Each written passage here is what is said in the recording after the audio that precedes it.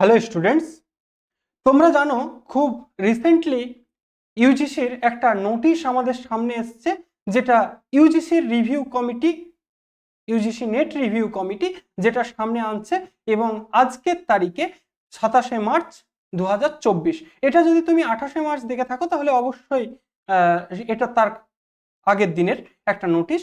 সেটা হচ্ছে 27শে March 2024 UGC আমাদেরকে নোটিশ দিয়ে ঠিক কি বলতে চাইছে সেই বিষয় নিয়ে বিভ্রান্ত ছাত্রছাত্রী, বিভ্রান্ত নানা অর্থে। আমি ফেসবুকে এবং অন্যান্য যে সোশ্যাল মিডিয়া প্ল্যাটফর্মগুলোতে দেখছি, সেখানে কোথাও উদ্দেশ্য প্রণোদিতভাবে ছাত্রছাত্রীদেরকে বিভ্রান্ত করার জন্য এই ধরনের খবর ছড়ানো হচ্ছে, যেটা নয় সেটাকে হ্যাঁ বলে, যেটা হয় সেটাকে না বলে দেখানোর চেষ্টা। এটা আমরা দেখেছি বহুদিন ধরে। এটা শুধু আজকে বলে না, আমরা যখন দেখলাম যে ইউজিসির চেয়ারম্যান সামান্য একটা টুইট করলেন সিলেবাস চেঞ্জ হবে বলে, সেখানে এখনো পর্যন্ত আমাদের হাতে কোনো সিলেবাস নেই, অথচ বিভিন্ন জায়গায় নতুন সিলেবাসে ক্লাস হচ্ছে বলে দেখানোর একটা প্রচেষ্টা আমরা সকলেই দেখেছি। আমাদের সকলের চোখের সামনে থেকে পর্দা সরে গেছে। এই প্রতিষ্ঠানগুলোর চরিত্র আমাদের প্রত্যেকের চোখের সামনে খোলসা হয়ে গেছে। খুব বিশ্বাস আজকের যে নোটিশটা, সেই নোটিশটাকে দেখিয়েও একটা এরকম বিভ্রান্তিকর পরিস্থিতি, এরকম একটা বিভ্রান্ত করতে চেষ্টা করা হবে, যে কারণে আজকেই আমরা একটা ভিডিও তৈরি করার সিদ্ধান্ত নিই, যেখানে প্রথম থেকে শেষ পর্যন্ত আমি অফিসিয়াল নোটিশ দেখিয়ে তোমাদেরকে বোঝাতে চেষ্টা করব যে কি চেঞ্জটুকু এসছে, এটার মধ্যে কতটুকু পরিবর্তন এসছে এবং এর ফলে তোমার কোথায় লাভ কোথায় ক্ষতি। আমরা প্রত্যেকেই জানি যে আমাদের যে ইউনিভার্সিটি লেভেলে, যেটাকে অনেকে আমরা দুর্নীতি বলি, অনেকে স্যার ম্যামদের ভালোবাসা বলে থাকি, আমরা আবারও বলছি অনেকে এটাকে দুর্নীতি বলে থাকি, অনেকে আমরা স্যার ম্যামদের ভালোবাসা বলে থাকি। এটা ভালোবাসা হোক আর দুর্নীতি হোক, আমি যদি একজন জেআরএফ ক্যান্ডিডেট হই, আমি যদি একজন নেট পাস করা ক্যান্ডিডেট হই, তাহলে আমার অবশ্যই চেষ্টা থাকবে যাতে করে যে একজন অযোগ্য মানুষের চেয়ে, একজন অযোগ্য পরীক্ষার্থীর চেয়ে আগে আমি জেআরএফ প্রাপ্ত বা নেট প্রাপ্ত ছাত্রছাত্রী, আমি সেই পিএইচডির চান্সটা পাই। কিন্তু আমরা অনেক ক্ষেত্রেই সেটা পেয়ে উঠি না বা আমাদের সেটা হয়ে ওঠে না। এখানে সরকারের অবশ্যই চেষ্টা থাকে যাতে করে এটাকে একটা সেন্ট্রালাইজড ব্যবস্থায় নিয়ে আসা যায়, কিন্তু সামগ্রিক সেন্ট্রালাইজড ব্যবস্থায় আনা সম্ভব নয়, কারণ একটা ইউনিভার্সিটি অটোনমাস বডি, ইউনিভার্সিটির কিছু স্বাধীনতা রয়েছে সিদ্ধান্ত নেবার, যে কারণে সমস্ত বিষয়টাকে সেন্ট্রালাইজ সিস্টেমে আনা সম্ভব নয়। তবুও সরকারের পক্ষ থেকে, শিক্ষা মন্ত্রকের পক্ষ থেকে, সর্বোপরি ইউজিসির পক্ষ থেকে যতটা সম্ভব হয় ততটুকু সেন্ট্রালাইজ করার একটা প্রক্রিয়া রয়েছে। এটা কাদের জন্য ভালো এবং কাদের জন্য খারাপ? এটা তাদের জন্য ভালো যারা হচ্ছে সৎভাবে অত্যন্ত উপযুক্ত পড়াশুনো করে একটা রেজাল্ট করে তারপরে পিএইচডি পাওয়ার জন্য যায়, যারা পিএইচডি পাওয়ার জন্য সত্যি যোগ্য, এরকম ছাত্রছাত্রীদের। আর এটাতে খারাপ কার হতে পারে? যদি কোনো খারাপ হয়ে থাকে, সেটা যারা অযোগ্য তাদেরই খারাপ হবে। যারা যোগ্য, আজ পর্যন্ত কোনো ব্যবস্থায়, পৃথিবীর কোনো ব্যবস্থায় একজন যোগ্য ছাত্র বা একজন যোগ্য ছাত্রীকে তার রাস্তা থেকে, তার প্রাপ্য থেকে সরাতে পারেনি। হ্যাঁ, চেষ্টা হয়েছে, যেটুকু পাওয়ার ছিল তার থেকে কম পেয়েছে, কিন্তু সম্পূর্ণভাবে হতাশ করে ছেড়ে দেয়নি। আমরা একটু দেখে নিই যে এই নোটিশে আছে কি। এই নোটিশ বলা হচ্ছে national eligibility test NET as an entrance test for admission to PhD. পিএইচডিতে অ্যাডমিশনের জন্য একটা মাধ্যম বা একটা এন্ট্রান্স টেস্টের ব্যবস্থা হতে পারে ন্যাশনাল এলিজিবিলিটি টেস্ট। আগে আমাদের পিএইচডি কিভাবে অ্যাডমিশন হতো?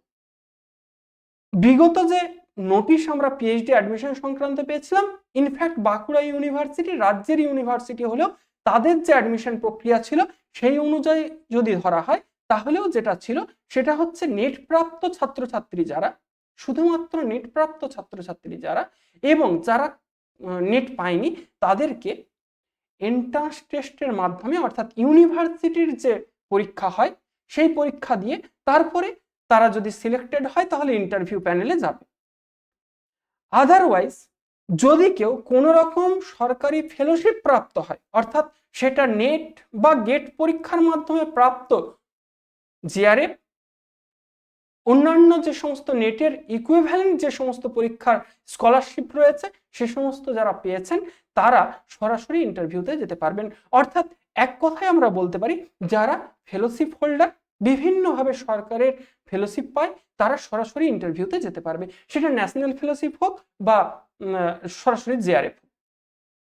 এবার এখানে যারা নেট পাচ্ছে শুধুমাত্র এবং যারা নেট পাচ্ছে না, তারা প্রত্যেকে এন্ট্রান্স টেস্টের মাধ্যমে ইন্টারভিউ পর্যন্ত পৌঁছাচ্ছে। এখানে কি করা হচ্ছে, এখানে বলা হচ্ছে ইউনিভার্সিটিগুলো যদি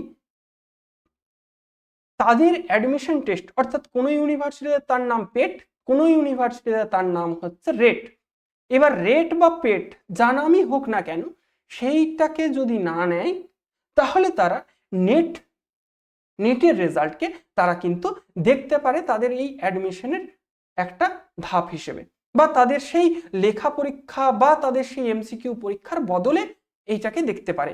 কিন্তু সেক্ষেত্রে আমাদের নেট পাস যদি আমরা না করতে পারি, মানে মিনিমাম নেট পাসটা যদি আমরা না করতে পারি, তাহলে তো সেক্ষেত্রে কোনোভাবেই নেট এলিজিবল তাকে বলা যায় না, নেট পাস তাকে বলা যায় না।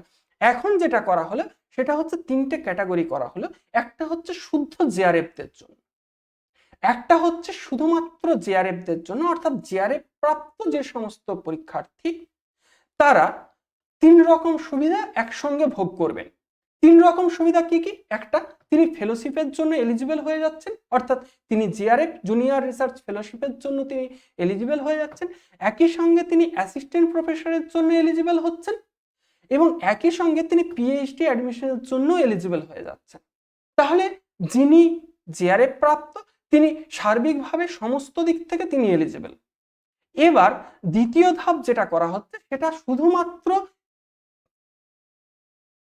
নেট পাস হবে, অর্থাৎ যেটাকে আমরা এলএস, নেট এলএস বলে লিখতাম, আমরা যেটা এই টার্মটা দিয়ে আমরা ডিনোট করতাম, অর্থাৎ নেট পাস এবং সঙ্গে লেকচারারশিপ বা অ্যাসিস্ট্যান্ট প্রফেসরশিপ পাস, সেরকম হলে তাহলে সেক্ষেত্রে সে জেআরএফ পাবে না, এখনো তাই রুল রয়েছে, সে জেআরএফ এর ফেলোশিপের টাকা পাবে না, সে শুধুমাত্র অ্যাসিস্ট্যান্ট প্রফেসর কোয়ালিফাই করছে এবং সে পিএইচডি অ্যাডমিশনের জন্য এলিজিবল হচ্ছে।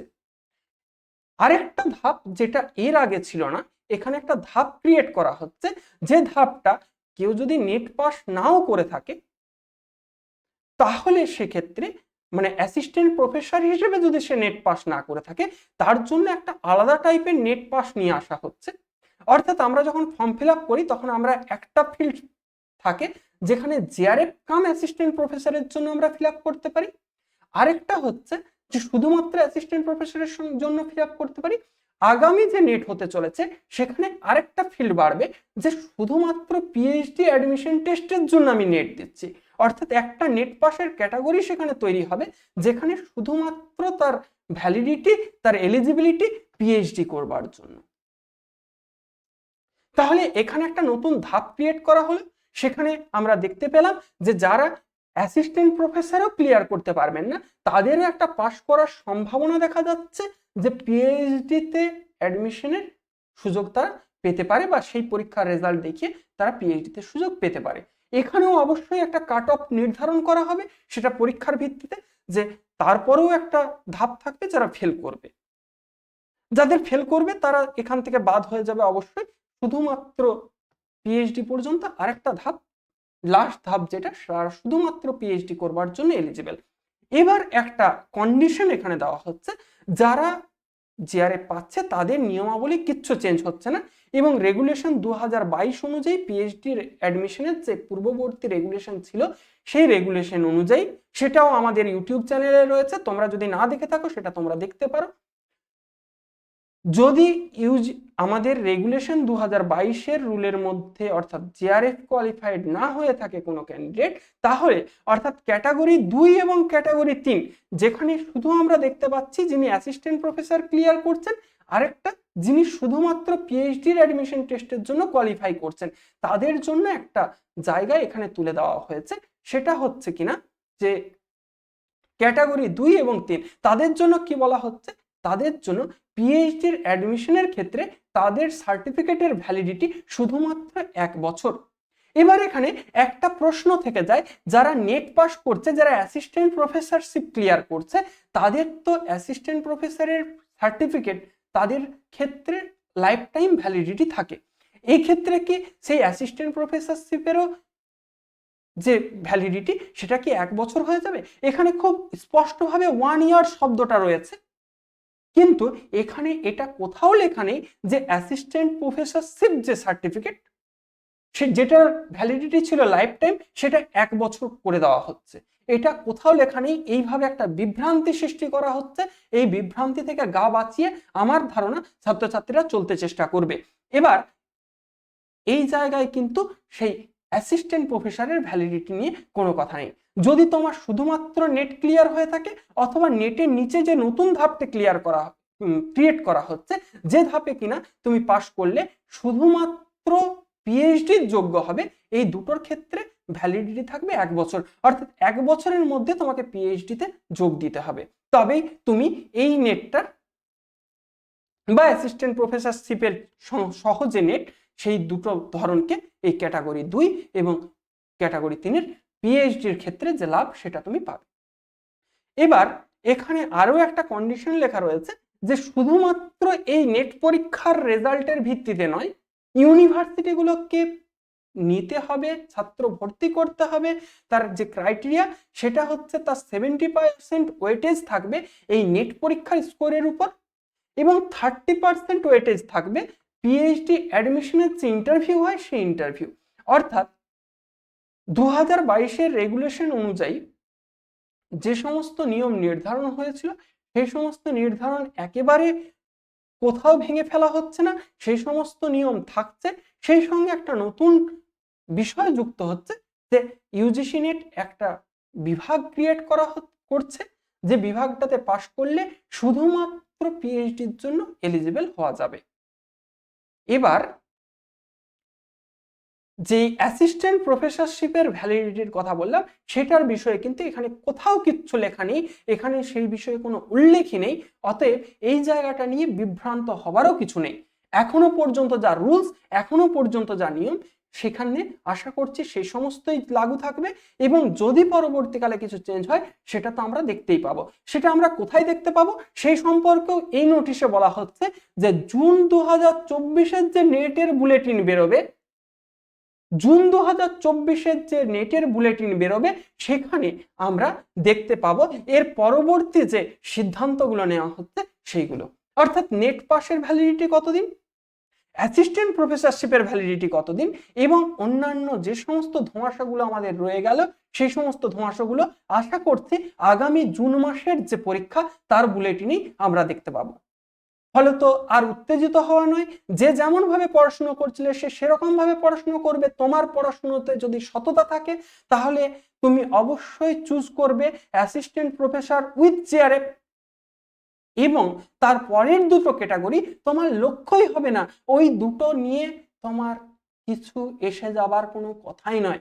ফলত তোমার লক্ষ্য যদি জিআরএফ হয়, তোমার ইচ্ছে যদি হয় যে সর্বোচ্চ এই পরীক্ষার সর্বোচ্চ রেজাল্টটা করবে, কারণ আমি আগেই বলেছি যে যে ছেলেটি সেকেন্ড হচ্ছে বা যে ছেলেটি সিক্সথ হচ্ছে তাদের মধ্যে বেসিক্যালি কোনো তফাৎ নেই। এদের সঙ্গে যদি কারোর তফাৎ হয়ে থাকে তাহলে 1 নাম্বার হচ্ছে সেই ছেলেটির। অর্থাৎ যে ছেলেটি জিআরএফ পাচ্ছে সেই ছেলেটি একমাত্র তফাৎ করা যায়, বাকিদেরকে এমনি কোনো তফাৎ করা যায় না। ফলত তোমার যদি লক্ষ্যটা থাকে জিআরএফ এর, তাহলে এগুলো নিয়ে আলাদা করে বিভ্রান্তি সৃষ্টি করবার কোনো প্রয়োজন নেই। তোমরা নিশ্চিন্ত থাকো, যদি কোনো সেরকম ভাবে নোটিশ এসে থাকে, যদি কোনো আহামরি কিছু অদল বদল ঘটে থাকে, এডুব্লুম সবার আগে তোমাকে জানাবে এই খবর। তোমরা নিশ্চিন্ত হবে যেমন পড়াশুনো করছিলে, যেভাবে পড়াশুনো করছিলে সেইভাবে তোমরা পড়াশুনো করতে থাকো। পরীক্ষা খুব বেশি দূরে নয়, প্রস্তুতিটাই সবচেয়ে বড় কথা। এরকম নোটিশ আসবে, এরকম নোটিশ যাবে, তোমার প্রস্তুতিটাই শেষ কথা বলবে এবং আশা করব প্রত্যেকের লক্ষ্যটা যেন জিআরএফ হয়, প্রত্যেকের লক্ষ্যটা যেন সর্বোচ্চ হয়। ধন্যবাদ সকলকে।